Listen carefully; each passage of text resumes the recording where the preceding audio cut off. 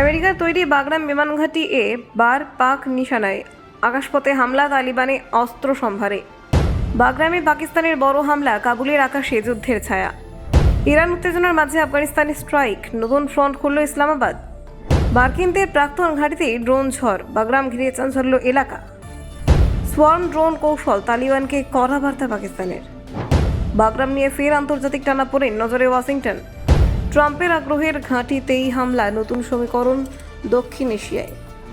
Durand লাইনে রক্ত গরম সংঘর্ষ, বাড়ছে যুদ্ধের আশঙ্কা। 50টিরও বেশি বিমান এবং ড্রোন হামলার দাবি, পরিস্থিতি উত্তপ্ত। তালিবান পাকিস্তান দ্বন্দ্বে কৌশলগত কেন্দ্র বাগরাম।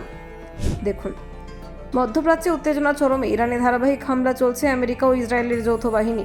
এই অস্থির পরিস্থিতির মধ্যে নতুন করে আফগানিস্তানের সামরিক অভিযান শুরু করেছে পাকিস্তান, যা দক্ষিণ এশিয়ার নিরাপত্তা সমীকরণে নতুন উদ্বেগ তৈরি করেছে।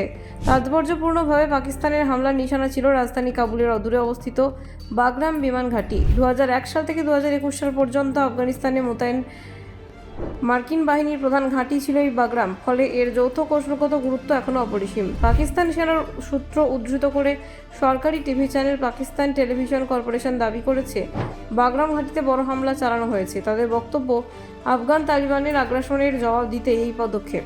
প্রকাশিত খবরে জানানো হয়েছে, হামলায় বাগরামের একটি হ্যাঙ্গার এবং দুটি গুদামে ধ্বংস করা হয়েছে।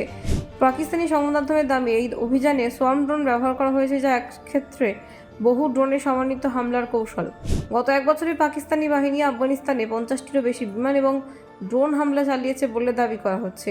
লক্ষ্যবস্তু ছিল anti tank missile, rocket launcher, motor, কামান, সাঁজোয়া গাড়ির মতো সামরিক সরঞ্জাম।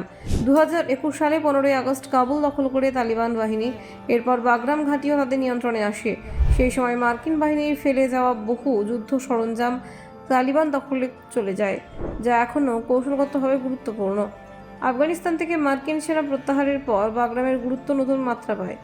গত বছর লন্ডনে বক্তব্য রাখতে গিয়ে মার্কিন প্রেসিডেন্ট বলেন, আমেরিকার স্বার্থে বাগরাম ঘাঁটি নিয়ন্ত্রণ পুনরুদ্ধার করা জরুরি।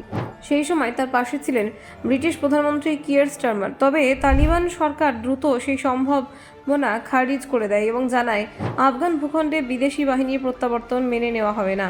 ট্রাম্প দাবি করেছিলেন, বাগরাম থেকে সরাসরি চীনের পরমাণু কর্মসূচির ওপর নজর রাখা সম্ভব। তার বক্তব্য অনুযায়ী, বাগরাম ঘাঁটির ভৌগোলিক অবস্থান কৌশলগতভাবে অত্যন্ত গুরুত্বপূর্ণ।